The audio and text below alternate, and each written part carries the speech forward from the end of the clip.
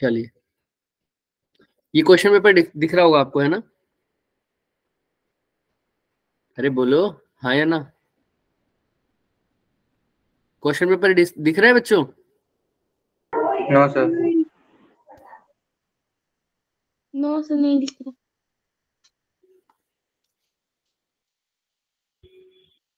अब दिख रहा है? Yes sir. हाँ, यस सर। तो आपने क्या करना है, अभी हमने 12th वाले पे ज्यादा फोकस कर रखा है ना, तो आप पहले 12th का ही अटेम्प्ट कर रहे हैं। आइए, तो ये जेई मेंस का है, देखो आपको दिख रहा होगा 2022 का। 23 का हम कर चुके हैं। आपने शायद प्रॉब्लम सेशन अटेंड किया होगा, जिसके अंदर हमने सॉल्यूशन बताए थे 2023 वाले क्वेश्चन पेपर के। नहीं लगाया वो भी? मैंने तो क्वेश्चन पेपर वाली क्लास भी नहीं लगाई है। चलो कोई बात नहीं, हमने 2023 वाला 12th वाला पोर्शन डिस्कस कर लिए 2 शिफ्ट्स का। ठीक है, अब हम 2022 पर आ गए हैं बच्चे। तो जो पहले दिन आएगा ना, जिसने क्वेश्चन अटेम्प्ट करे हैं, उसी को ही अच्छे से समझ में आने वाला है नेक्स्ट डे। अब मैं नेक्स्ट क्लास में इसके सॉल्यूशन डिस्कस करूंगा, बट तुम उसी को समझ में आएगा जिसने एक बार क्वेश्चन पेपर को अटेम्प्ट किया होगा, जो आज आए हैं बच्चे। समझ में आ रहा है सबको? वो जो नए बच्चे आएंगे उस दिन सिर्फ सॉल्यूशन का पता करने की क्या क्या होता है, वो तो सिर्फ रिवीजन करने आ रहे हैं और कुछ नहीं है। तो जब तक तुम खुद अटेम्प्ट नहीं करोगे, तब तक तुम्हें समझ में नहीं आएगा कि चीजें को क्या चल रहा है। तुम देख लोगे, तुम्हें मैं पढ़ाऊंगा, तुम्हें लिखेगा कि हाँ आ गया, लेकिन जब तक खुद से ट्राई नहीं करोगे, कुछ समझ में नहीं आने वाला। ठीक है, तो हम अब सबसे पहले ट्राई करो क्वेश्चन पेपर को। अपनी नोटबुक खोलो, सब खोल रखी है सबने? पेन भी है सबके यस पास? सर। हाँ, हाँ जी सर। तो सबसे पहले देखो फर्स्ट क्वेश्चन, तो देखो 11th का है, हम अभी डिस्कस नहीं करते। 12th पर आ जाओ। 11th का भी जो आपको आता है, मान लो आपको आता है तो आप डिस्कस करो और आप करो स्टार्ट। ठीक है, आइए सेकंड क्वेश्चन पर आइए। सेकंड क्वेश्चन आपको पता है कि कौन से चैप्टर का है? देखो पहले तो पहचानो यही, कौन से चैप्टर का लग रहा है? मैग्नेटिक फील्ड वाला। हाँ, मैग्नेटिक फील्ड, यानी उसका नाम है मैग्नेटिक इफेक्ट्स ऑफ करंट। तो ये sir magnetic effects of current का चैप्टर है। मैं लिखा हुआ दिख रहा है ना जो मैंने लिखा है? Yes sir. तो इस क्वेश्चन को खुद से ट्राई करो एक बारी। क्या करना है, मेथड मैं आपको बता देता हूँ। अपनी नोटबुक में लिखना, ये डेट जरूर डाल देना, ये वाली 24 जून फर्स्ट शिफ्ट पेपर। ठीक है, उसके बाद डालना है ऐसे आंसर नंबर 2, सेक्शन ए लिख के आंसर नंबर 2। और फिर आप देखना, अगर आपको आता है तो उसका करेक्ट ऑप्शन लिख दो, अगर नहीं आता तो आप आंसर ऑप्शन तो लिखो ही ना, ऐसे ब्रैकेट खाली छोड़ दो। और चैप्टर का नाम जरूर लिखना, ये कौन से चैप्टर से आया है, मैग्नेटिक मैग्नेटिक इफेक्ट्स, फील्ड। ताकि आपको लास्ट में पता लगे कि मेरे को कौन से चैप्टर के क्वेश्चन नहीं हुए। समझ में आ रही है बात सबको? क्या दिक्कत है? हाँ, सब ऐसे ही अटेम्प्ट करते थे, और जैसे ही हो जाए ये सेकंड क्वेश्चन मेरे को बताना, फिर हम नेक्स्ट क्वेश्चन पर चलेंगे। ठीक है, और कोई हिंट चाहिए हो तो पूछ लेना, लेकिन कोशिश करना खुद से ही ट्राई करने की। इसके अंदर देखो असर्शन और रीजन दे रखे हैं, आपको बताना इनमें से कौन सा सही है, गलत है, करेक्ट एक्सप्लेनेशन है या नहीं। असर्शन बोल रहा है कि एक यूनिफॉर्म मैग्नेटिक फील्ड है, speed and energy remains the same for a moving charge particle. एक यूनिफॉर्म मैग्नेटिक फील्ड के अंदर, मैग्नेटिक फील्ड यूनिफॉर्म है मान लो, ठीक है, उसके अंदर एक जो यूनिफॉर्म मैग्नेटिक फील्ड है उसके अंदर स्पीड और एनर्जी दोनों क्या रहती हैं, सेम रहती है मूविंग चार्ज पार्टिकल की। चार्ज पार्टिकल अगर मूव कर रहा है तो उसकी स्पीड भी क्या रहेगी, सेम रहेगी हमेशा, और एनर्जी भी क्या रहेगी उसकी, सेम रहेगी। असर्शन ये कह रहा है। रीजन क्या कह रहा है इसका, कि मूविंग चार्ज पार्टिकल्स जो है वो एक्सपीरियंस करता है magnetic force perpendicular to the direction of motion. तो आपने ये देख, फॉर्मूला पता है आपको फोर्स का भी, अगर आपको पता नहीं है तो आप थोड़ा सा हिंट ले सकते हैं। फोर्स का फॉर्मूला होता है Q V cross B. Try करो, अगर हो जाए तो भी ठीक है, नहीं हो तो भी ठीक है, क्योंकि हमने मैग्नेटिक वाला अभी रिवाइज नहीं किया, हम उस पर आने वाले हैं, तो इसमें आपकी कोई गलती नहीं होगी। ठीक है, बट अगर ना हो तो भी और हो तो भी मेरे को बता देना, डन सर नेक्स्ट क्वेश्चन पर आ जाओ। ठीक है, और जिसको सेकंड हो गया वो थर्ड पे भी आ सकता है बच्चे साथ साथ। थर्ड क्वेश्चन कौन से चैप्टर का है, कोई बता सकता है? साफ साफ दिख रहा है सर, कौन से चैप्टर का है थर्ड क्वेश्चन? वोल्ट मीटर है, रजिस्टर है, तो कौन सा चैप्टर है? करंट इलेक्ट्रिसिटी वाला। Current electricity. बच्चे आप लोग भी बोलो, क्या नाम है, मितुल अंकिता, आप लोग भी बोलो अगर हो तो क्लास में, हो ना क्लास में आप लोग? Yes sir. हाँ, तो आप लोगों भी से भी एक्सपेक्ट रहता है। चलिए स्टार्ट करिए। आपकी एक्सपेक्टेशन भी है हमें कि आप भी बोलेंगे। चलिए, आपके पास पूरा 2 मिनट है मिला के इन दोनों क्वेश्चंस को करने का, जल्दी जल्दी ट्राई करिए, 2 से 3 मिनट भी ले लो चाहे। और जैसे ही हो या ना हो अपना मेथड याद रखना, क्योंकि लास्ट में आंसर की आपने मेरे को नहीं दिखानी, खुद ही रखनी है अपने पास। ठीक है, ट्राई करो जैसा हो पाता है, ठीक है। और हो सकता है कि हमारा जैसे पिछला वाला आप क्वेश्चन पेपर उठाते हैं ना 2023 का, हमने 2 शिफ्ट का किया था। पहला शिफ्ट का तो नॉर्मल था, जो सेकंड शिफ्ट का किया था वो बहुत आसान आया था, तो बच्चे ने बहुत फटाफट कर भी लिया था उसको बहुत हद तक। हो सकता है ये मुश्किल हो या आसान हो, उस पर हमने डिपेंड नहीं करना, चाहे मुश्किल हो चाहे आसान हो, हमने तो कल सोल्यूशन डिस्कस करना ही है। हाँ, गुड मॉर्निंग बच्चे, ठीक है, हमने तो सोल्यूशन डिस्कस करना ही है, बट तुम अपने एंड से ट्राई करो कि मेरे से हो रहा है या नहीं हो रहा। तो कभी कोई शिफ्ट मुश्किल आ जाएगी, कभी कोई शिफ्ट आसान आ जाएगी, ऐसा कुछ नहीं है। करो ट्राई, हैरी तुम भी ट्राई करो। कौन सा क्वेश्चन दिया सर अभी आपने? अभी हमने स्टार्ट ही किया, सेकंड और थर्ड 12th वाला पोर्शन का कर रहे हैं। 2 मिनट से 3 मिनट है आपके पास, ट्राई करो। होता है तो ठीक है, डिस्कस हम इसको नेक्स्ट क्लास में करेंगे। अभी आप इसको एज ए एग्जाम के तौर पे लो और अपने आंसर्स लिखो। आंसर के साथ अगर आंसर का ऑप्शन आता है तो ठीक है, नहीं आता आपको तो कोई दिक्कत नहीं है, ब्लैंक छोड़ दो, लेकिन चैप्टर का नाम जरूर लिखना, वो कौन से चैप्टर से आया हुआ है। Yes sir.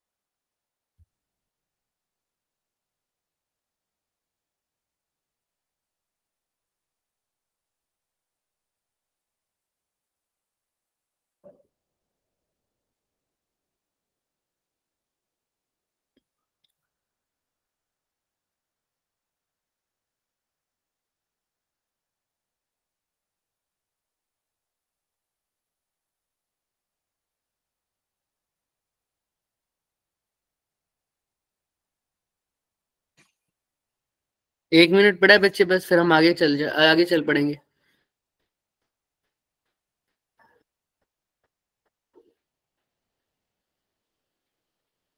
Sir third question में हिंट मिलेगी?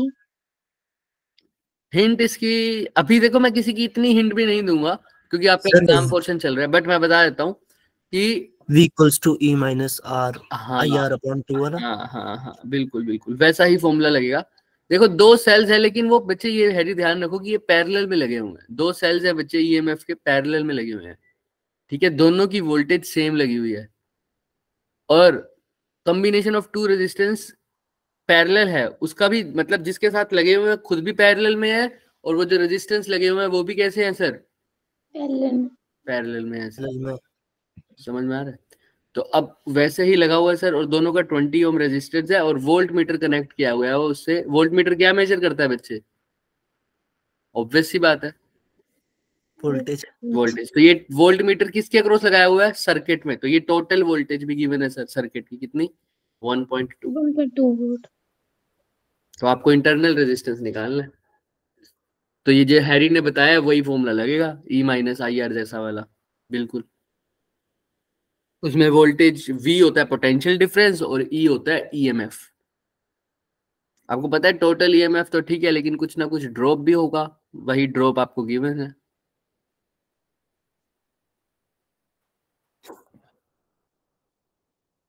अब घर जाके ना जो जो क्वेश्चन नहीं हो रहे, मैं वही कह रहा हूँ, अगर इसमें से एक बहुत कम क्वेश्चन भी तुमसे हो तो कोई बड़ी बात नहीं है। अगर तुम पिछला वाला शिफ्ट का अटेंड करते, वो बहुत आसान शिफ्ट आई थी, बहुत आसान, उसमें कोई गिनती के क्वेश्चन ही थे जो नहीं हो रहे थे, वो 2023 का था। और हो सकता है ये उसका बिल्कुल उल्टा हो, इसमें तो 2-3 हो तुमसे, बट जो नहीं हो रहे, जितने क्वेश्चन नहीं हो रहे ऐसा समझो, या जितने क्वेश्चन आज तक पहले तुमने नहीं देखे हुए, ये तो चलो देखे हुए हैं दोनों ही क्वेश्चन मैंने करवाए हुए हैं, बट अगर कोई भी ऐसे क्वेश्चन आ गए जो हमने देखे नहीं तो तुम्हारा फायदा है, अब देख लोगे तो अब समझ लोगे, पेपर में आ जाए तो दिक्कत ही नहीं है। चलो भाई अब नेक्स्ट क्वेश्चन पे चलते हैं। सर हाफ सही हुआ ये। करो फिर फॉर- फटाफट। करो करो करो, इतना टाइम नहीं लेना लेकिन किसी ने भी।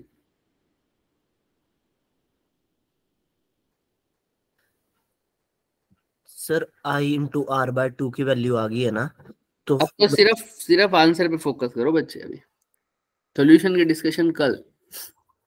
ऐसा समझो ना पेपर हो रहा है तुम्हारा, पेपर में ऐसे बोलोगे कि आपके जो चेकिंग में बैठे होंगे, सर आई आर आ गया है, पेपर लेके छोड़ देगा बाहर, है ना। थोड़ी सी आदत डालो अपने आप।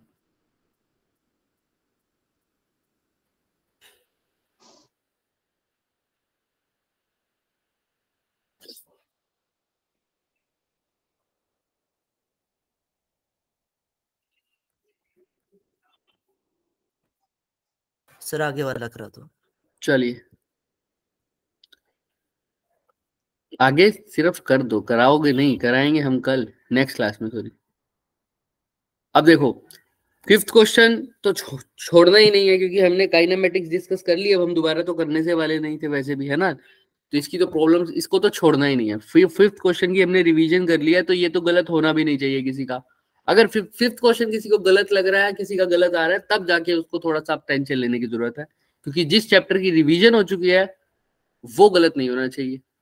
अब फोर्थ चैप्टर में देखो कौन सी डिफरेंट डायमेंशन है, डायमेंशन, क्योंकि इसके अंदर सिर्फ दो को छोड़कर, एक को छोड़कर बाकी सारे 11th के हैं, तो मैं आपके ऊपर छोड़ता हूँ कि आपको पता है या नहीं पता। तो फोर्थ और फिफ्थ दोनों स्टार्ट करो करने। फिफ्थ में क्या है, एक प्रोजेक्टाइल को डाला हुआ है सर 25 मीटर पर सेकंड की वेलोसिटी से, एक थीटा एंगल पर डाला है हॉरिजॉन्टल के साथ, बिल्कुल ठीक है। टी सेकंड के बाद it's inclination with the horizontal becomes zero. Inclination with the horizontal becomes zero मतलब समझते हो, यही सबसे मेन लाइन है कि इंक्लिनेशन हॉरिजॉन्टल ये रही, इसके साथ इसका कोई इंक्लिनेशन नहीं है, इसका मतलब हॉरिजॉन्टल के बिल्कुल कैसा है ये, पैरेलल हो गया, बिल्कुल क्या हो गया, पैरेलल। ऐसे गया है और हॉरिजॉन्टल के पैरेलल हो गया इस साइड, इसका मतलब ये कहाँ पहुंच गया, अब मैं इतना ज्यादा हिंट नहीं दूंगा। उसके बाद तुमको बताओ R represent the horizontal range, बताओ उसके बाद इसने कितना ट्रेवल किया है टोटल आर डिस्टेंस, ठीक है। हॉरिजॉन्टल के साथ इसका इंक्लिनेशन ऐसा भी समझ सकते हो आप,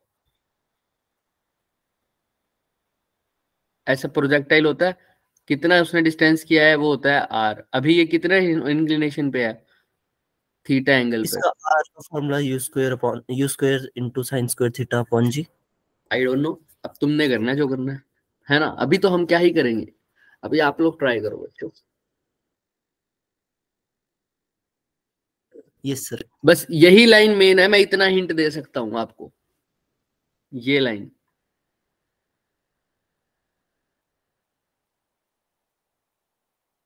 जो ये समझ गया उसका क्वेश्चन हो गया।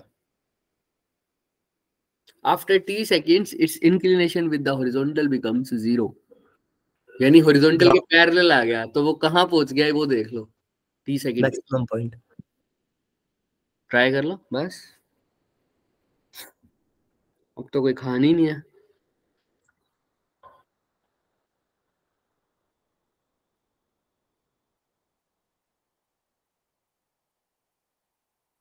देखो अगर मैं अभी हिंट दे दूं बच्चों, एक बार बताओ, तो फिर वो पेपर वाली फीलिंग ही नहीं है, फिर तो वही क्लास ही नहीं होगी ये नॉर्मल वाली, कि सर क्लास में भी तो क्वेश्चन के हिंट देते ही हो, तो पेपर में भी यही करना है तुमको। अब पेपर में कोई हिंट देने तो नहीं बैठेगा, लेकिन हाँ कल डिस्कस जरूर करेंगे नेक्स्ट क्लास में हम इसको, जो भी आपको डाउट आएगा उस दिन आप पूछ सकते हो आराम से,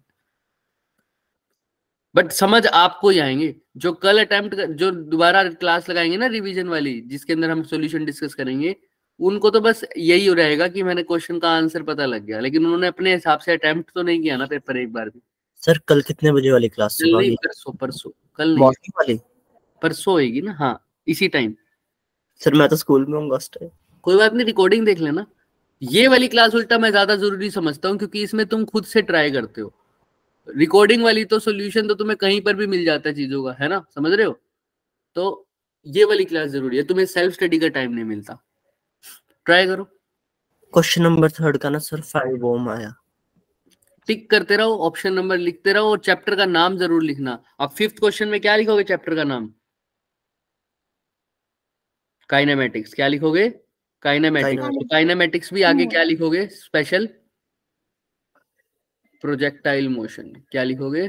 प्रोजेक्टाइल मोशन। क्योंकि इससे तुम्हें पता लगेगा कि तुम्हारा कौन सा चैप्टर नहीं हुआ। लास्ट में आंसर की देखोगे ना, तुम्हें पता लगेगा प्रोजेक्टाइल मोशन टिक है, करंट इलेक्ट्रिसिटी के आगे ब्लैंक, फिर आगे अलग से करंट इलेक्ट्रिसिटी का एक और क्वेश्चन आ गया, उसके आगे की भी ब्लैंक। तो साफ साफ पता लग रहा है करंट इलेक्ट्रिसिटी वीक है, तो उसी पे फोकस करेंगे।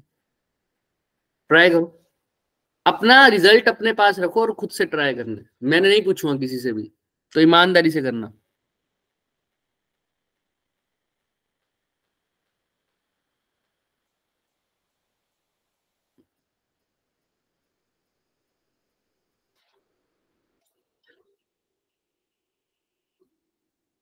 और मैंने पिछली बार भी ये बात बोली थी, तुम नहीं थे तो कोई बात नहीं, तुम्हारी गलती नहीं है, कि अगर इस क्लास में आ रहे हो ना जो भी बच्चे, खासकर इस दिन जिस दिन हम क्वेश्चन सोल्व नहीं तुमसे प्रैक्टिस करवाते हैं, उस दिन सारे फॉर्मूले एक बार रिवाइज करके आया करो, जैसे तुम एग्जाम में देने जाते हो। समझ में आ रहा है?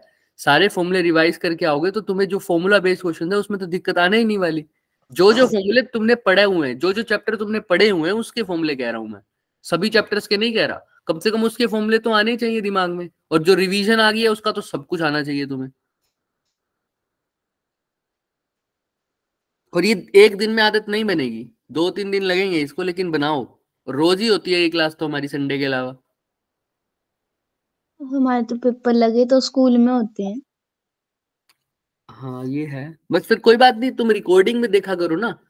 आज इसकी रिकॉर्डिंग हुई है मान लो इस वाले सेशन की, तो जो अच्छा बच्चा होगा, वो डिसिप्लिन बच्चा होगा, वो घर जाके ये लेक्चर लगाएगा।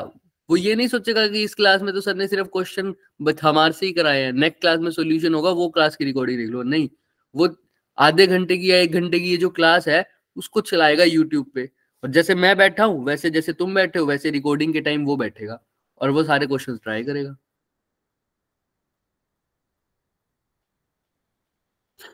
चलो भाई, लास्ट के 30 सेकेंड है।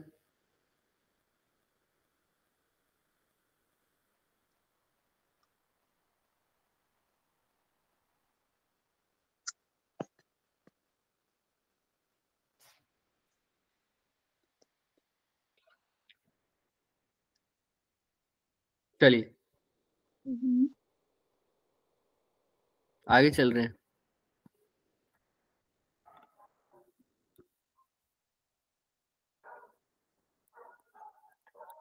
अब नेक्स्ट क्वेश्चन साफ साफ पता लग रहा है मेरे को कौन से चैप्टर का है, तुम बता दो कौन से चैप्टर का, और ये हो भी जाना चाहिए क्योंकि हम ये चैप्टर कर चुके हैं। 6th क्वेश्चन बताओ।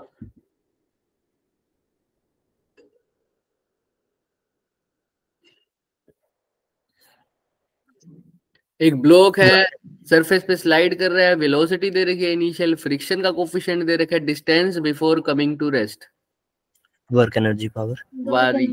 Work energy power. और इसका तो मैं हिंट बिल्कुल भी नहीं देने वाला, कोई पूछे तो भी नहीं दूंगा। एक ही तो चीज लगानी है इसमें पूरे चैप्टर में, एक या 2 चीजें हैं।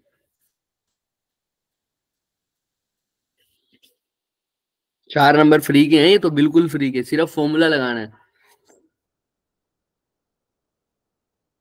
रिवीजन हो चुकी है इसकी, कौन सा फॉर्मूला लगाओगे?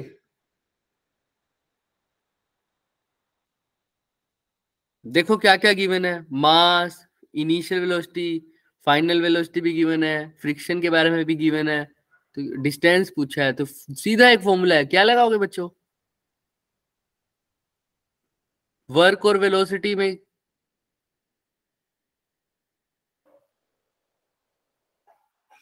नहीं समझ में आ रहा। देखो ये क्वेश्चन गलत नहीं होना चाहिए बच्चे बिल्कुल भी, इसकी रिवीजन हो चुकी है। सर वो जो होता है ना A equals to friction into फिर G होता है ग्रेविटी, वैसे करके। ना ना ना ना ना, इतना देखो यही क्वेश्चन पहचानने नहीं आ रहे अभी तक तुम्हें, हमने इसके इतने क्वेश्चन करे हैं बच्चे।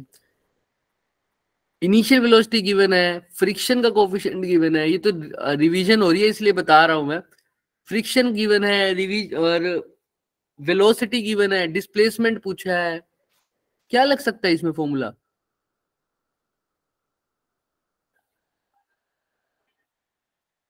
वो जो हर जगह वैलिड था for all type of forces. F F का वर्क हो डन सकने बाय, वाला है।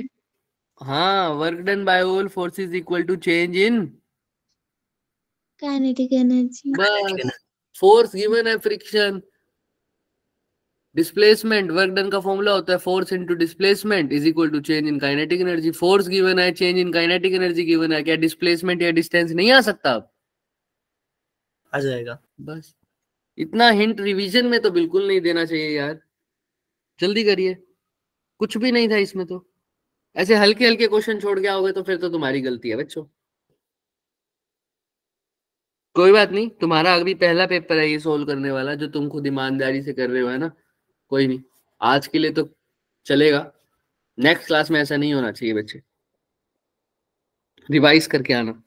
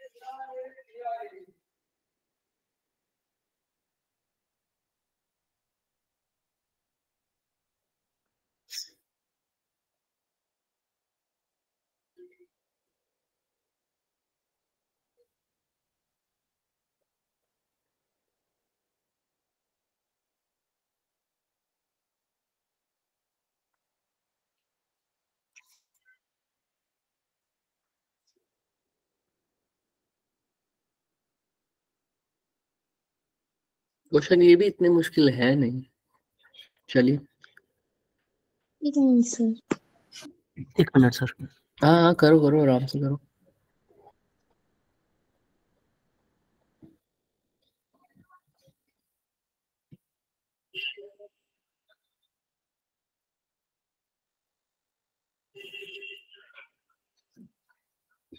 यही तुम्हें ढूंढना आना चाहिए सर, वो वेरिएबल क्या है। अब वर्क एनर्जी थ्योरम लिखोगे तो देखोगे सर मास तो गिवन है, वेलोसिटी इनिशियल क्या है, फिर तुम देखना कहाँ है। अच्छा फाइनल वेलोसिटी भी गिवन है, हाँ एक्चुअल में तो गिवन है वो भी। तो ऐसे चीजें देखनी है। फ्रिक्शन का फॉर्मूला आप सबको पता ही है, म्यू इंटू, फ्रिक्शन क्या होता है, mu into G. Mu into N. और एन की जगह यहाँ क्या लिखोगे, नॉर्मल रिएक्शन किसके इक्वल है, ऊपर वाला, नीचे वाले जी के इक्वल। एम जी के बच्चे, एम जी, जी नहीं M G. Normal reaction M G के इक्वल है ना, ऊपर वाली फोर्स बैलेंस कर रही है नीचे वाली को।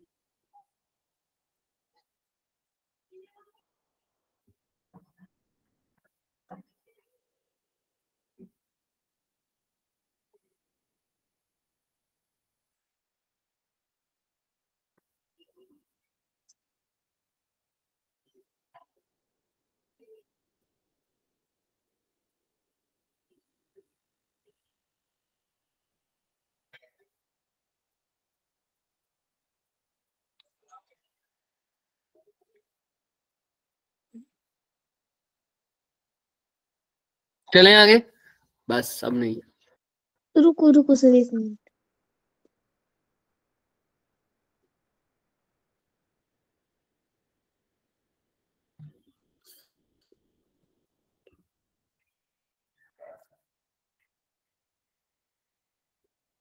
चलो सर। चलो फिर 7th 11th question, 11th chapter का है, 11th के चैप्टर्स का है तो कोई बात नहीं, आ जाओ 8th पे। ये भी आसान क्वेश्चन है, बस इसकी लैंग्वेज समझ लो। क्वेश्चन आसान है, कौन से चैप्टर से है ये तो समझ गए होगे।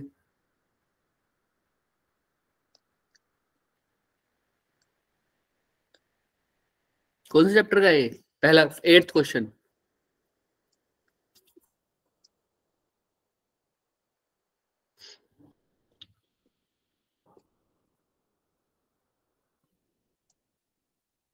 कौन से चैप्टर का है बच्चों? 8th क्वेश्चन, नाम से ही पता लग रहा है, पहले 3 वर्ड से ही समझ में आ रहा है कि कौन से चैप्टर का है। इलेक्ट्रिक फील्ड कहाँ पढ़ा था बच्चों, कौन से चैप्टर में? इलेक्ट्रोमैग्नेटिक इंडक्शन वाला। इलेक्ट्रिक फील्ड कहाँ पढ़ा था? इलेक्ट्रोस्टैटिक्स में बच्चों, सबसे पहला चैप्टर, भूल गए हो? है ना, कोई नहीं। नाम नहीं आ रहा था, मैं इलेक्ट्रिक स्टैटिक्स सोच रहा था। कोई बात नहीं, कोई बात नहीं। इलेक्ट्रोस्टैटिक्स का है, ठीक है। इसके अंदर तुम्हें इलेक्ट्रिक फील्ड गिवन है सर, वर्टिकल डायरेक्शन में। वो कह रहे हैं वर्टिकल डायरेक्शन में एक इलेक्ट्रिक फील्ड है जो प्रिवेंट कर रहा है सर किसको, वाटर ड्रॉपलेट को नीचे गिरने से उसको प्रिवेंट कर रहा है। तुमको बताना है कि उस वाटर ड्रॉपलेट पे चार्ज कितना है, बस बात ही खत्म। सर अगर कोई, मैं इससे ज्यादा हिंट नहीं दूंगा इसका, कि अगर कोई वाटर ड्रॉपलेट है वो नीचे गिरने से बचा रहा है कौन, इलेक्ट्रिक फील्ड, तो इलेक्ट्रिक फील्ड इसको कहाँ खींच रहा होगा, ऑब्वियस सी बात है। ऊपर को। नीचे कौन खींच रहा होगा उसको? ग्रेविटी। ग्रेविटी। फोर्स क्या होती है वो? mg। mg। तो अगर वो ऊपर भी नहीं जा रहा, नीचे भी नहीं जा रहा, फॉल करने से बच रहा है, तो इसका मतलब क्या है? mg का वर्क कर रहा है। सोचो, mg इसको नीचे लेना जा रहा है लेकिन वो जस्ट नीचे जाने से बच रहा है, जस्ट। इसका मतलब ऊपर वाली फोर्स क्या कर रही है? खींच रही है उसको अपनी तरफ खींच तो रही है लेकिन जस्ट बचा रही है। इसका मतलब ऊपर वाली फोर्स नीचे वाली फोर्स के इक्वल बराबर है। है। बस, इससे ज्यादा हिंट नहीं मिलेगा इसका। दोनों फोर्सेस एक दूसरे के इक्वल है सर, बात खत्म। आंसर आ गया। 4 नंबर फ्री के थे ये भी।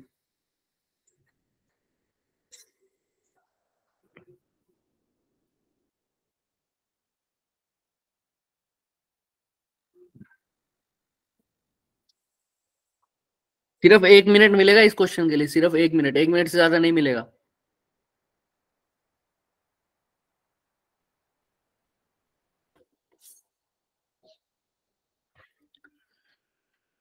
Option B. पता नहीं, लिख लो उस पे, है ना, अभी तो क्या ही करोगे, लिखो और चैप्टर का मेरे नाम भी लिखना। चले आगे, भी आया। चलो आगे चलते हैं।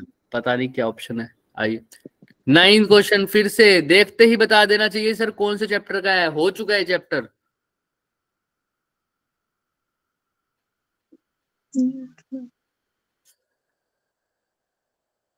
फोर्स लग रही है, काइनेटिक एनर्जी बनानी है, कौन सा चैप्टर में लगता है सर ये सब? अभी क्वेश्चन करा भी है इसका, बताओ। काइनेटिक एनर्जी बतानी है, हाँ बोलो। कौन सा चैप्टर है काइनेटिक एनर्जी बतानी होती है? अरे ओ भाई साहब, अभी करके हटे हो। Work energy power. हाँ फिर बोलो। Work power and energy. Question आपके सामने है, इससे आसान क्वेश्चन नहीं हो सकता। ये फोर्स कौन से टाइप की है बताना, कांस्टेंट है या वेरिएबल है?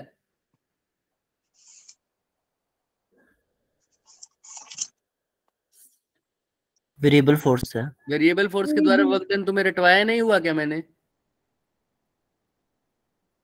शुरू में ही जब वर्क पावर एनर्जी की रिवीजन करते हैं तो पहले 2 फॉर्मूले ही, कांस्टेंट फोर्स और वेरिएबल फोर्स का वर्क डन होता है। कैसे निकालते हो वेरिएबल फोर्स का वर्क डन बच्चों? Work done is equal to, सोचो थोड़ा, सोचो सोचो सोचो।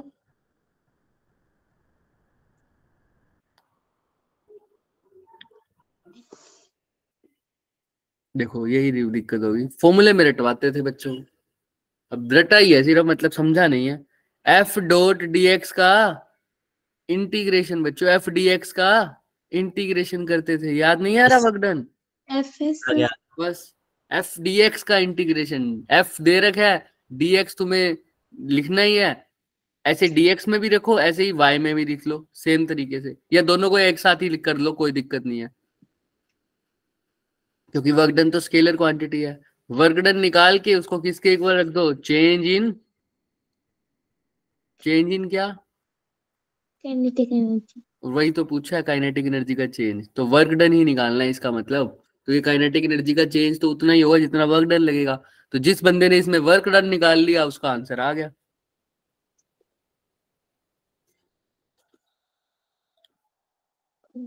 इंटीग्रेशन कर दो इस पूरे का dx के और dy के रिस्पेक्ट में, और लिमिट्स डाल दो। लिमिट्स भी आपको गिवन है।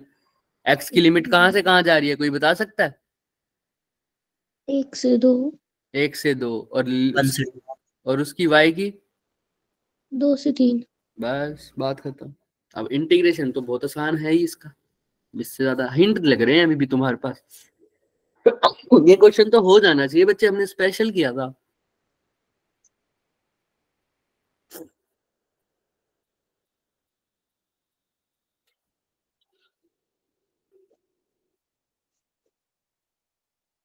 Option C 25 joule.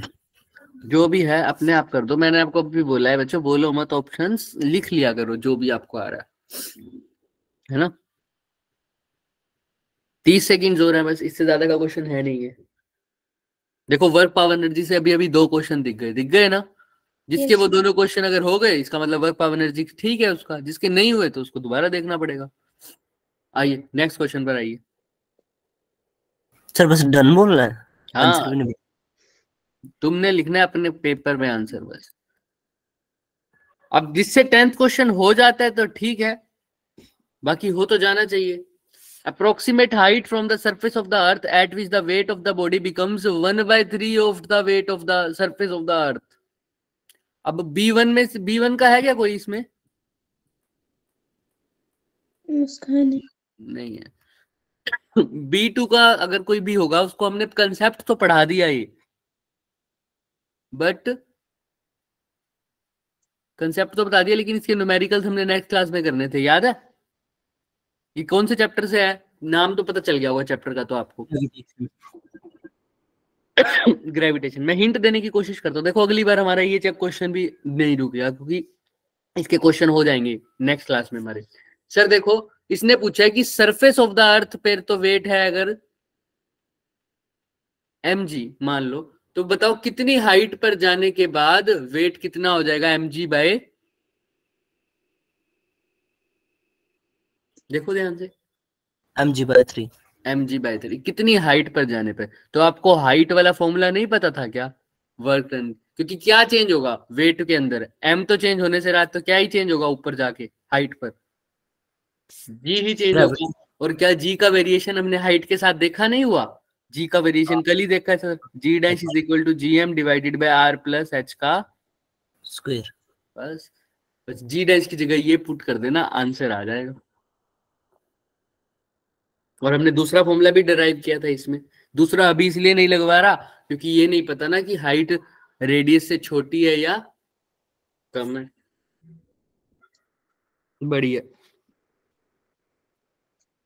M G की जगह एम जी ही लिखो, एम जी डैश की जगह जी डैश की जगह G M by R plus H का स्क्वायर। आर आपको गिवन है, क्या एच आ नहीं सकता? आप बताओ। आ सकता है। तो आर आ गया तो एच भी आ जाएगा, क्योंकि एम जी डैश की आपको वैल्यू गिवन है। देखो उसने कहा है ये, क्योंकि हमने कल करना है इसका कंसेप्ट मैं आपको बता चुका हूँ। वो कह रहे हैं सरफेस पे तो जो वैल्यू है सरफेस पे क्या वैल्यू होती है आपको पता ही है, एम इंटू जी। वो कह रहे हैं कितनी हाइट पर जाके वैल्यू जो है 1/3 हो जाएगी, मतलब एट हाइट h मान लो जो वैल्यू आए वो कितनी आनी चाहिए, mg/3। √3 की वैल्यू बताना। mg/3 क्या कह रहे हो? √3 की वैल्यू बताना एक बार। लिखी तो ही है 1.73। 1.6।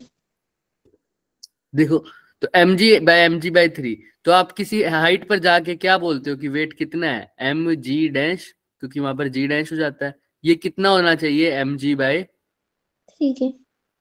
के इक्वल। जी डैश की जगह आपको वैल्यू पता करनी है, वो क्या होती है, जीएम बाय में आर प्लस एच का होल स्क्वायर। एम से एम काट। एम से एम कट गई। अब इससे ज्यादा हिंट इसका नहीं मिलेगा आपको। जी की वैल्यू भी पता है, आपने सिर्फ एच निकालना है। ये सिर्फ इसलिए बताया क्योंकि कल हमने इसका कंसेप्ट कर लिया। तो अभी क्वेश्चन बाकी हैं इसके, तो इसमें आपकी गलती नहीं है। कल नेक्स्ट क्लास में हमारे इसके क्वेश्चंस भी हो जाएंगे। तो हमारा धीरे धीरे 11th का पोर्शन भी कवर हो रहा है। देखो बस थोड़ा सा अब तुम्हें दिमाग लगाना है।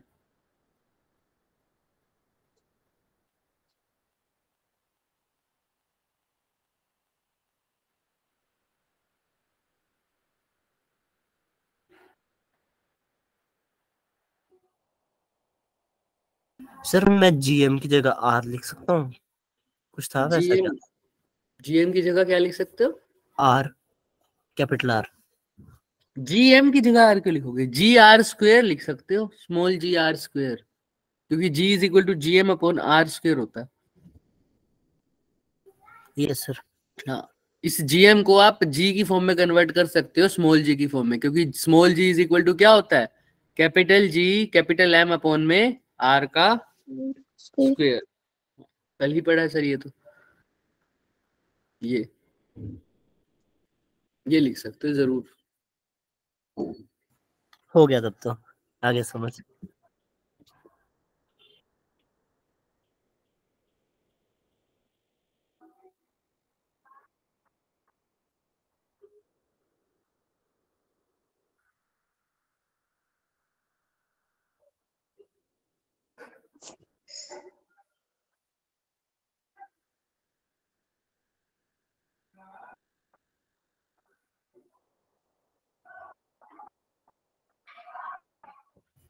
Done sir.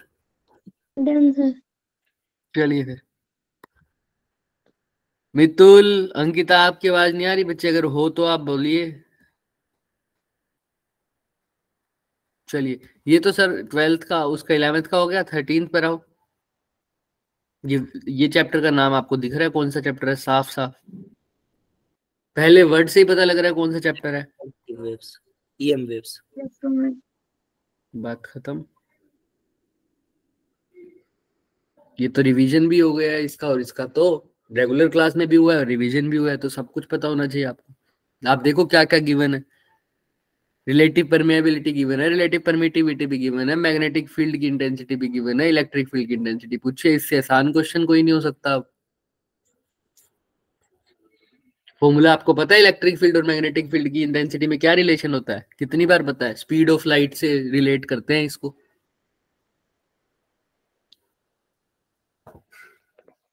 देखो सीधा फॉर्मूले आते ना तो ये क्वेश्चन आराम से था। सिर्फ एक वर्ड का मतलब 3 अक्षरों का फॉर्मूला है सर ये।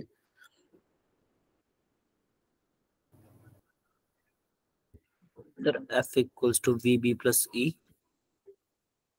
इलेक्ट्रिक फील्ड और मैग्नेटिक फील्ड के कैसे रिलेशन आता है? ई नोट और बी नोट का।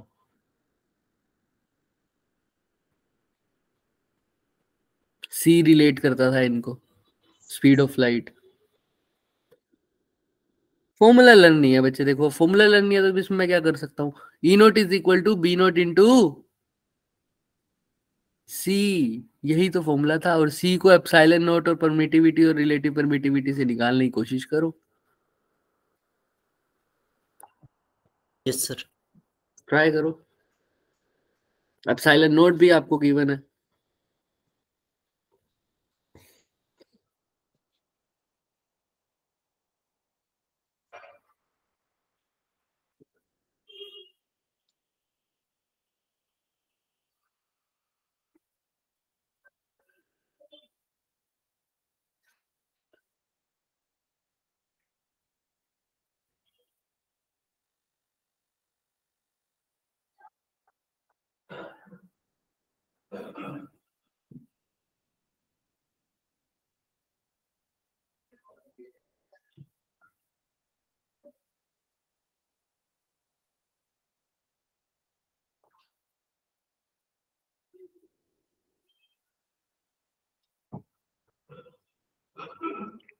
थोड़ा सा हिंट ले लिया है, अब ट्राई करो। E is equal to B naught into C, तुम्हें पता ही है। बताया नहीं था क्या मैंने? ये फॉर्मूला नहीं पढ़ा था आप लोगों ने बच्चों? E naught is equal to B naught into C, बताओ मुझे। हाँ या ना तो बोलो। क्या इलेक्ट्रोमैग्नेटिक वेव में नहीं पढ़ा था ये फॉर्मूला? तो बस वहां पर सी क्या होता था? Speed of light in, speed कहाँ होती है? सी स्पीड ऑफ लाइट वैक्यूम में। लेकिन बस यही ध्यान रखना, इस क्वेश्चन में दिमाग यही लगाना, ये जेई का क्वेश्चन तभी बन जाता है। लेकिन दिया तो वैक्यूम में भी हुआ है, लेकिन हमने जो इलेक्ट्रोमैग्नेटिक वेव है वो कहाँ जा रही है बच्चे? क्या वैक्यूम में है वो? देखो ध्यान से। मीडियम में। मीडियम। इसीलिए यहाँ पर रिलेटिव परमिटिविटी गिवन है। तो speed of light in vacuum नहीं लिखोगे, बस वहां पर क्या लिखोगे? जहां पर E naught is equal to B naught into C लिखते हो, वहां पर क्या लिखोगे? सी की जगह speed of light in medium. Medium. और वो निकालने के लिए फॉर्मूला वही लगेगा जो सी के लिए निकालते हो, बट एप्सिलॉन नोट की जगह एप्सिलॉन मीडियम वाला वाला पार्ट आ जाएगा, और म्यू नोट की जगह क्या आ जाएगा, म्यू ऑफ मीडियम आ जाएगा। वो तुम्हें निकालना आता है, इलेक्ट्रोस्टैटिक में ही सीखा हुआ हमने। थोड़ा बहुत तो दिमाग लगाना ही पड़ेगा, वैसे जेई हाथ में तो आ नहीं जाएगा तुम्हारे। क्वेश्चंस करवाए हुए हैं, घर जाके एक बार देखोगे ना तुम्हें याद आ जाएंगी चीजें सारी। इसका सॉल्यूशन भी भेजूंगा आपको, सब कुछ भेजूंगा, इसके आंसर्स भी भेजूंगा। फिर भी अगर क्वेश्चन ना हुए तो हम नेक्स्ट क्लास में डिस्कस भी करेंगे, बट एक बार तो खुद से ही ट्राई करना पड़ेगा।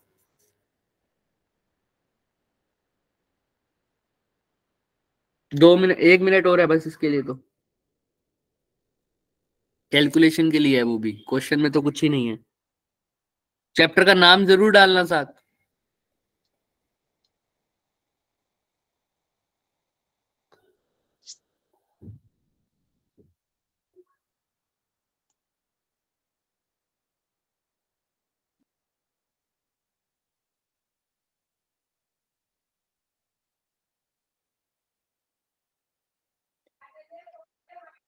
Thirty seconds.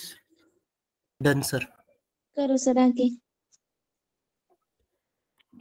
देखो नेक्स्ट चैप्टर तो नाम तो सीधा है सर, कौन से चैप्टर से है, ऑप्शन से ही पता लग रहा है। बता सकता है कोई कौन से चैप्टर से आया हुआ है ये सब? Atomic nuclear. एटम से आया हुआ, वेरी गुड, एटम्स वाले चैप्टर से। करेक्ट ऑप्शन बताना, जो आपको करेक्ट दिख रहा है वो बता दो बस। आपको अभी बता दे? नहीं नहीं, टिक करके रख दो और आगे चलो।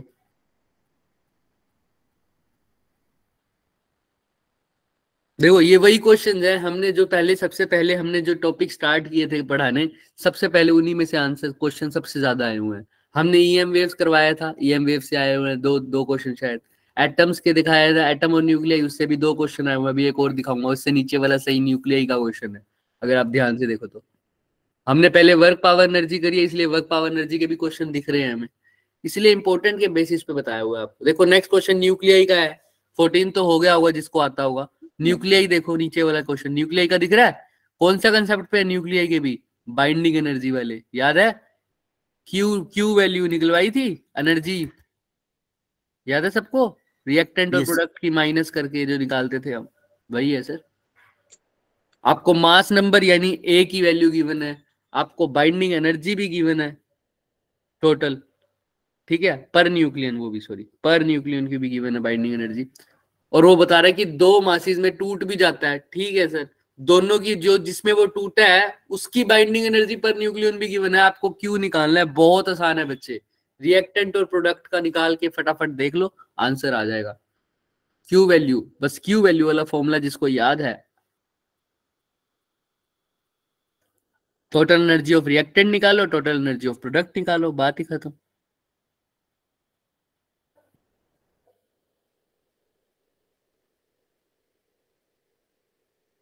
याद रखना बाइंडिंग एनर्जी पर न्यूक्लियन दे रखी है, अगर 14 तो हो गया, 15 कर रहे।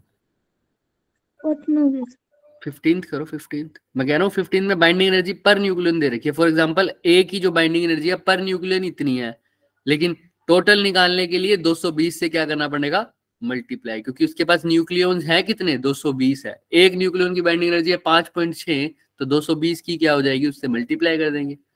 ऐसे ही निकालोगे बाइंडिंग एनर्जी सबकी। 16th और 17th क्वेश्चन तुमने करना ही नहीं है, क्योंकि कार्नोट साइकिल भी हट गई है सिलेबस से, और जो क्या नाम है, ये कम्युनिकेशन वाला चैप्टर ये भी हट चुका है सिलेबस से, तो दोनों में से कुछ भी तुमने नहीं छेड़ना। रेफ्रिजरेशन वाला कंसेप्ट भी नहीं आता, कार्नोट वाला भी नहीं आएगा, और ये कम्युनिकेशन भी नहीं आएगा, ये सिलेबस से रिमूव हो चुका है।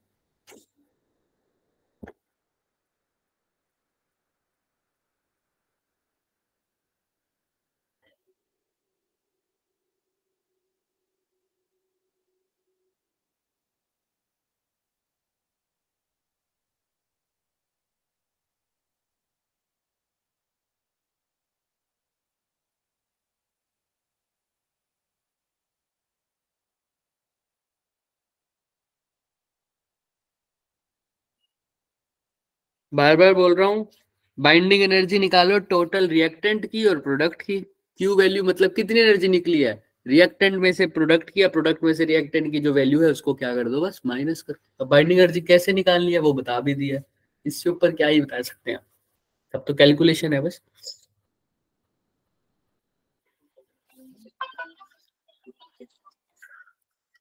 Hello,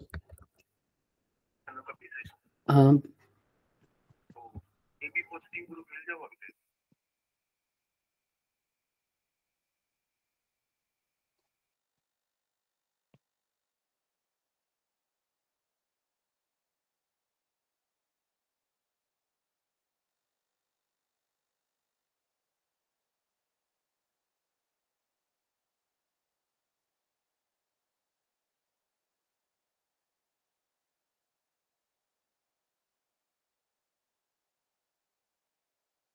done sir.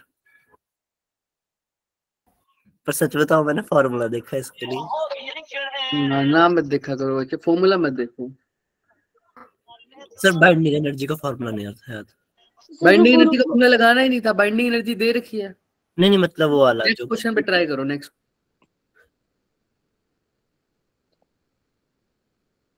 शुरू हो गया आगे।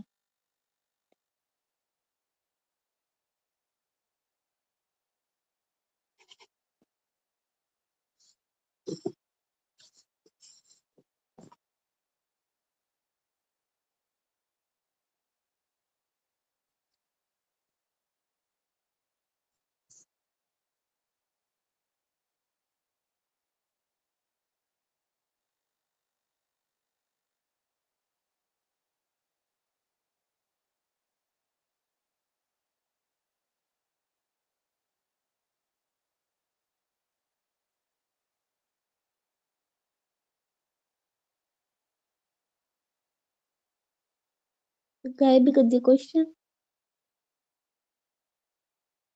नेक्स्ट क्वेश्चन में मैं कर रहा हूँ, एक सेकंड रुको। बाइंडिंग एनर्जी का इसमें फॉर्मूला लगेगा नहीं बच्चे, बाइंडिंग एनर्जी पर न्यूक्लियन तो दे ही रखी थी, बाइंडिंग एनर्जी पर न्यूक्लियन तो दे रखी थी, आपको टोटल न्यूक्लियन से मल्टीप्लाई करना था, वो बाइंडिंग एनर्जी आ जाती बस। चलिए 16th और 17th नहीं करना, 18th आपको समझ में आ गया होगा कौन से चैप्टर से है, साफ साफ देखो 18th क्वेश्चन कौन से चैप्टर से है। करंट इलेक्ट्रिसिटी वाले। कैपेसिटेंस एंड पोटेंशियल वाला चैप्टर है, जो पोटेंशियल एंड कैपेसिटेंस, क्योंकि कैपेसिटेंस निकालनी है, आप देख नहीं रहे है ना। एक पैरेलल प्लेट कैपेसिटर है, उसकी प्लेट्स का एरिया भी आपको गिवन है, ये सब आपको गिवन है। सर 15th का आ गया।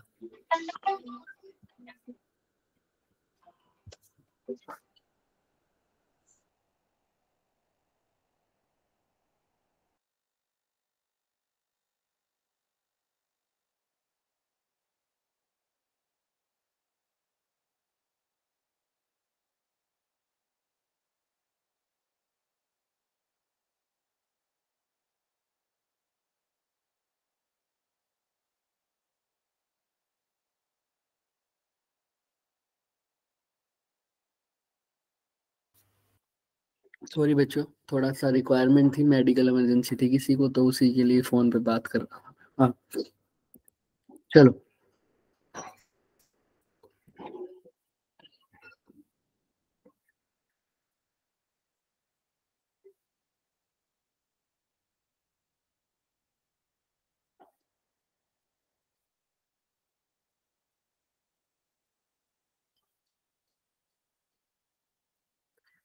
देखो एरिया दे रखा है, डिस्टेंस दे रखा है, डाइलेक्ट्रिक भी बात कर रखी है, डाइलेक्ट्रिक स्ट्रेंथ भी दे रखी है, वोल्ट पर मीटर, वोल्ट पर मीटर किसकी यूनिट है भैया आपको देखना है।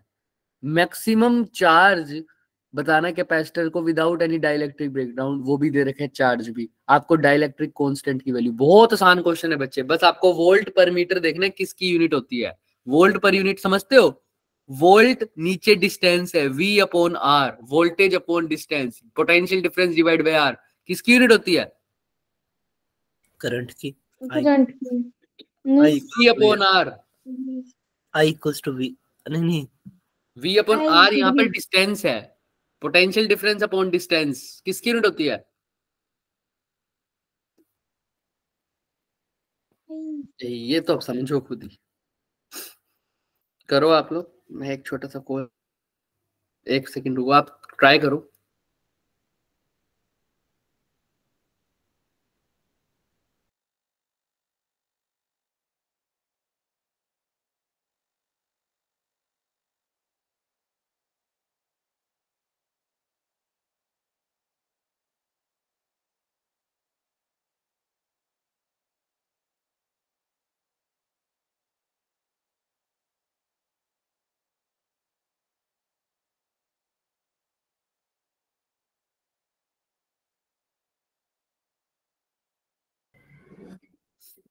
हुआ?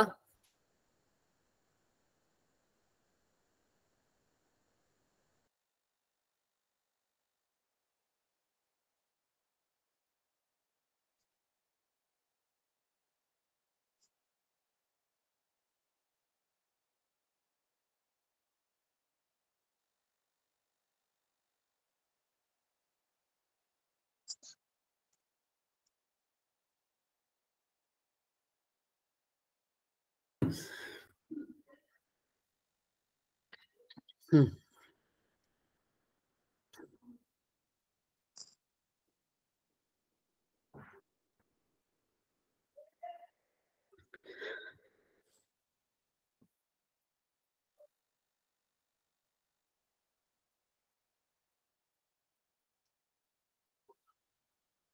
सकारात्मक गिला ये नहीं आ रहा। वोल्ट पर metre, electric field, potential gradient.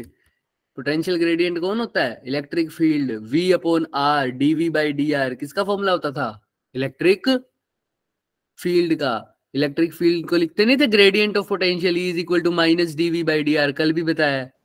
Yes sir, yes sir, yes sir. और V क्या होता है? वोल्टेज, नीचे R होता है डिस्टेंस। तो इलेक्ट्रिक फील्ड भी गिवन है, ऐसा समझो। डिस्टेंस, इलेक्ट्रिक फील्ड, सब कुछ गिवन है। अब तो फॉर्मूला लगाना था बस। ठीक है सर। ट्राई कर लो, अभी भी होता है तो, वरना फिर 19th पे आ जाना एक बारी। 19th भी 12th का ही क्वेश्चन है, ये मैग्नेटिक इफेक्ट से आया हुआ है। ये तो क्वेश्चन हो जाना चाहिए, ये तो हमने ग्रेविटेशन में पढ़ा है, वैसा वैसा थोड़ा थोड़ा होगा, बस फॉर्मूला थोड़ा सा अलग लगेगा।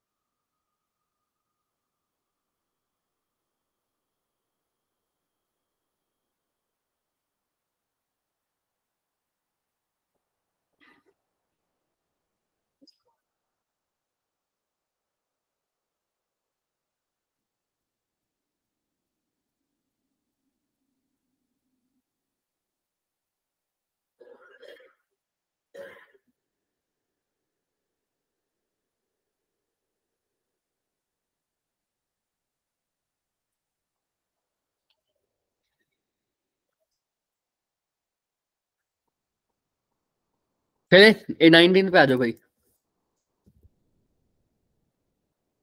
20th तो चलो रहने देना, आपका नहीं है। 19th पर आओ। 19th में कौन सा चैप्टर? ये तो क्वेश्चन करवा चुका हूं मैं बच्चे। इलेक्ट्रिक फील्ड में भी कराया है ऐसा ऐसा क्वेश्चन, मैग्नेटिक उसमें ग्रेविटेशनल फील्ड में भी कराया है, और मैग्नेटिक फील्ड में भी आ गया। बस फॉर्मूला दिमाग में रखना है। तुमको क्या पूछा है बताओ? Magnetic field at the center of the circular coil और magnetic field along the axis r/2 distance पे, दोनों का क्या बताया? मैग्नेटिक फील्ड पूछा है। देखो, सेंटर, एक कोयल है, उसके सेंटर पर मैग्नेटिक फील्ड आपको गिवन है, कितना है? B। तुमको कितने डिस्टेंस पर बताना है? r/, बोलो बोलते r/2। r/2 distance, r/2 distance पर बता दो उसका आंसर। और ये कोयल ऐसे पड़ी है,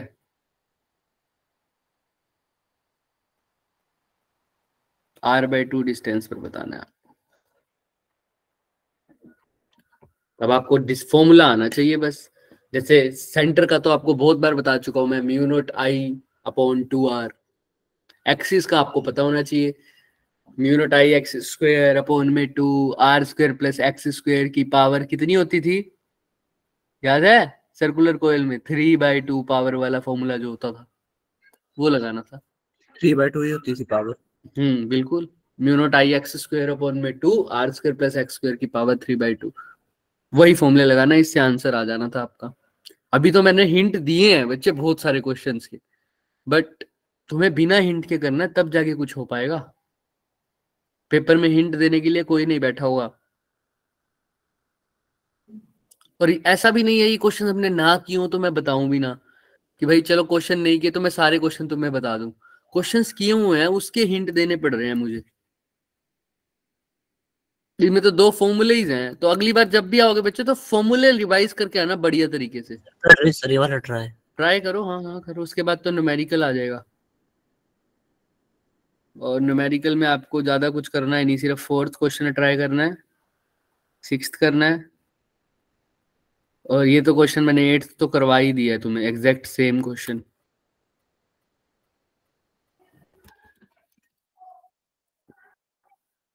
फिर छुट्टी। चैप्टर का नाम जरूर लिखना, magnetic field effects of current.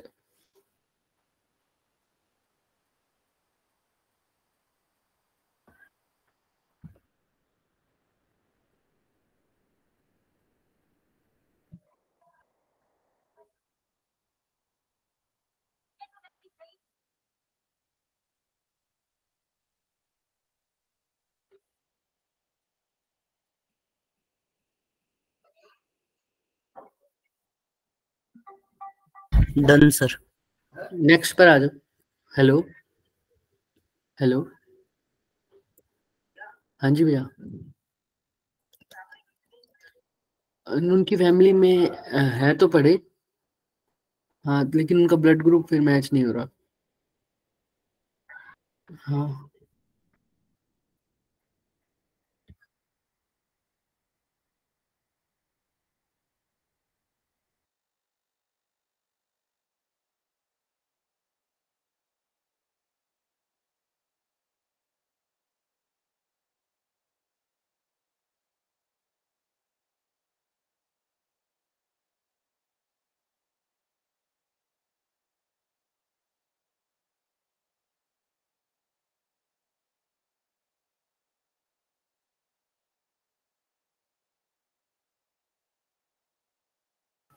नहीं नहीं बच्चे, मेरा कुछ नहीं है, मेरा तो ब्लड ग्रुप भी मैच नहीं हो रहा, तो मैं कैसे ही दे सकता हूँ। ट्राई करो आप। क्वेश्चन तो दिखा दो सर।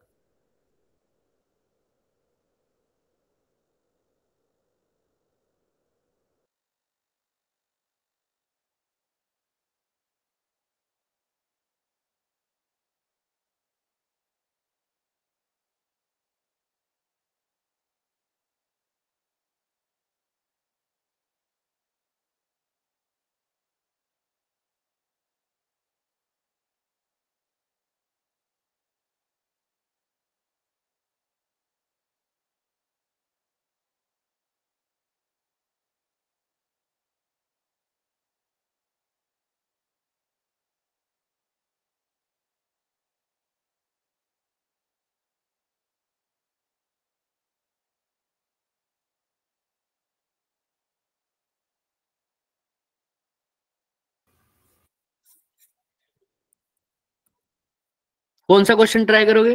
क्वेश्चन नंबर ट्राई करोगे बच्चे 4th,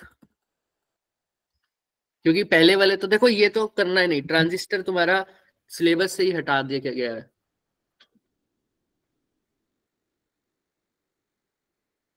जहां तक मेरे को याद है, फिर भी मैं कंफर्म कर दूंगा, ट्रांजिस्टर तो छेड़ना ही नहीं तुमने। इस पर आ जाओ। इंडक्टर लगा हुआ है, आप सबको पता है इसका फॉर्मूला क्या होता है बच्चे, E इज इक्वल टू क्या होता है, वोल्टेज पूछिए, इससे ज्यादा नहीं बताएंगे कुछ भी। इंडक्टर के साथ, सर्किट के साथ हमने पता हुआ है, अल्टरनेटिंग करंट जुड़ा हुआ है इंडक्टर के साथ, क्या होता है आप सबको पता है, कौन आगे रहता है कौन पीछे रहता है वोल्टेज में इंडक्टर के अंदर, फॉर्मूला भी पता है आप सबको, फेज डिफरेंस वाला लगाना है। ट्राई करो। कौन से चैप्टर से है ये? EMI से भी बोल सकते हो, लेकिन इस एग्जैक्ट करंट है ये कौन से वाला, अलग चैप्टर है ऑल्टरनेटिंग करंट, क्योंकि आप सोर्स से ही देख सकते हो कौन सा सोर्स लगा हुआ है ऑल्टरनेटिंग। तो मैंने बहुत अच्छे से कराया हुआ है, सिर्फ इंडक्टर के पास, सिर्फ कैपेसिटेंस के पास, सिर्फ रेजिस्टेंस के पास, और फिर एलसीआर के साथ भी। ट्राई करो जितना हो सकता है आप लोगों से। इंस्टेंटेनियस वोल्टेज दे रखी है, यानी V की वैल्यू दे रखी है उस टाइम पर जब करंट मैक्सिमम हो जाता है तब।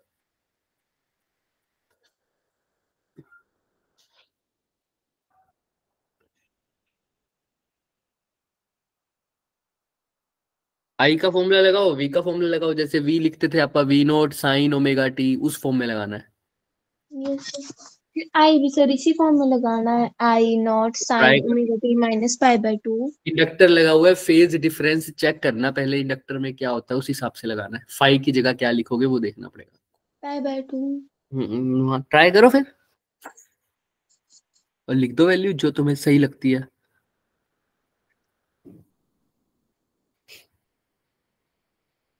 बस इसके बाद 1-2 क्वेश्चन हो रहे हैं, फिर छुट्टी है तुम्हारी। 2 क्वेश्चन, 6th और 8th। वैसे 7th भी बनता है, 7th भी है, क्योंकि प्रोजेक्टाइल से है, प्रोजेक्टाइल हम कर चुके हैं सर। नेक्स्ट क्लास लगने वाली वैसे। हाँ बस वही, ये होमवर्क में देंगे। देखो मैं बताता हूँ, ये करो आप। देखो 8th क्वेश्चन में आपको एग्जैक्ट मैंने वर्क एनर्जी में करवाया था, पावर स्टार्ट करने से पहले याद है। एक बॉल ऊपर से नीचे गिरी थी, उसने h/2 नीचे दबाया था, इसको कंप्रेशन किया था, तो x की वैल्यू भी कितनी आ गई थी, h/2। सेम कांस्टेंट किया था, बिल्कुल बिल्कुल सेम। आप जाके वीडियो में चेक भी कर लेना बच्चे, कुछ भी यही रीडिंग थी, सब कुछ यही था। ट्राई करना। 7th क्वेश्चन क्या है sir, top of the tower से हमने एक बॉल को नीचे फेंका है, 6 सेकंड उसको लगे ग्राउंड पहुंचने में। सेकंड बॉल को भी सेम पोजीशन से सेम नीचे फेंका गया है, सेम स्पीड से, लेकिन वो कितने से गई है सर, 1.5 सेकंड में नीचे गई है। समझ में आ रहा है। पहले वाले को तो टावर, सॉरी पहले वाले उसको कहाँ फेंका था, टावर से, टॉप ऑफ द टावर से ऊपर फेंका था। दूसरे वाले को कहाँ फेंका था सर, नीचे फेंका था। जिसको ऊपर फेंका वो वापस नीचे तो आएगी, लेकिन कितने सेकंड में वापस नीचे आई ग्राउंड पे, 6 सेकंड में। जिसको सीधा नीचे फेंका वो कितने सेकंड में आई बच्चे, 1.5 सेकंड में। तो तुमको पूछा है कि तीसरी बॉल एक रिलीज करी है सेम लोकेशन से, तो वो बताओ ग्राउंड पर कब जाएगी। क्वेश्चन समझ में आ रहा है। ऐसा कराया था सर आपने कि ऊपर को फेंका था, नीचे को उनका वो दो बॉल्स का था। इसमें कितनी बॉल्स पूछी हुई हैं, 3 है। तीसरी बॉल्स की भी बात की हुई है। तो एक बार ट्राई करना। 7th ना हो तो कोई दिक्कत नहीं है, वो तो हम करेंगे, लेकिन 5th और 8th, 5th कह रहा हूँ, 6th और 8th दोनों हो जाने चाहिए। 6th क्वेश्चन तो साफ साफ पता लग रहा है कौन से चैप्टर का है, देखते ही बता दो। लाइट है, फ्रीक्वेंसी है, थ्रेशोल्ड फ्रीक्वेंसी, कौन सा चैप्टर पे पढ़ा था ये सब,